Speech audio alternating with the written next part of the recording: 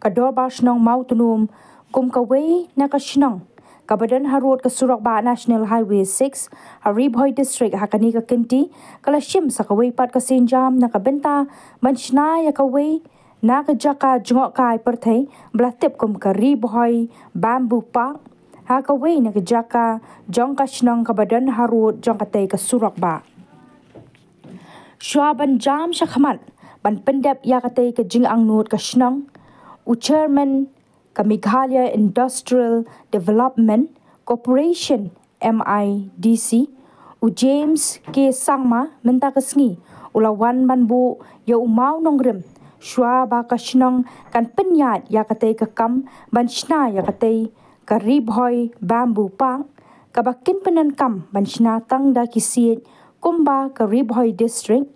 kalong ka district ka bariu spa ha ka jingdon bala kisiet Shnong ne kisiet klaw hababu yo ni umaw Nongrim katay ka RiBhoi Bamboo Park la saki langru da ka jingdon lang u Dr. Celestin Lingdo MLA ka Sning uba MB Tongper Additional Deputy Commissioner ka RiBhoi uba Bat Hok Nong Mali rangba Shnong ka Shnong Mawtnum ki officer na ka MIDC ki patba nong song Shnong bat kiwei ki riu rangba ka RiBhoi kumban penpau kani ka RiBhoi Bamboo Park blalam khamat da ka Shnong Mawtnum kadai ka jing ang nut bat ka thong jong ka dorba Shnong Mawtnum bakan long kum kawei na ka jaka ba pen bernya ni ka jaka jngok kai perthai ha ka ba mentala shimkhia tangda ka Shnong bat ka dangdon kamru ka jingkershan jong ka sarkar kumba ha kani ka sngi la sakhi da ka jingdon lang u chairman ka MIDC u James K Sangma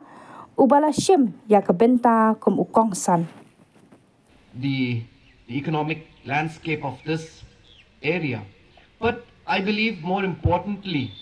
it will also lay the foundation for a lot of other entrepreneurs to be inspired by this kind of sustainable industries, and the fact that an industry which is not just sustainable but also an industry which will, as the name Green Gold suggests, will also bring in a lot of revenue. I am very happy that there is a lot of community participation also in this project,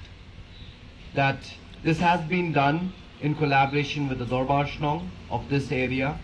and the Dorbar Shnong is playing an integral role in promoting this project and also being a part of this project. I think that kind of community participation, if it does not exist, nothing can be sustainable in nature, and therefore the community participation that is taking place here is something which will be an example for all of us to follow in the rest of the state. That without the support and the participation of community, no industry will be able to survive as we go forward in the future. I'm also very happy that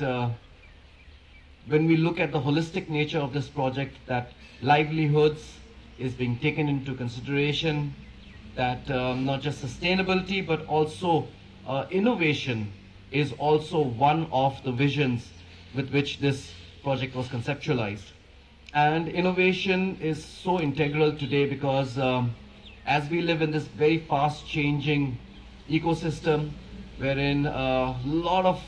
technology is coming, it is sometimes very disruptive in nature, technology.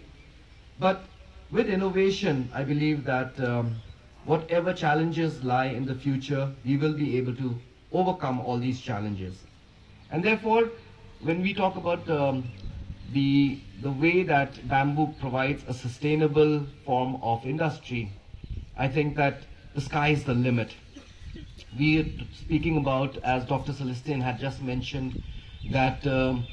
people can transition away from usage of charcoal, which is very, very harmful to the environment. Not just because trees are cut to make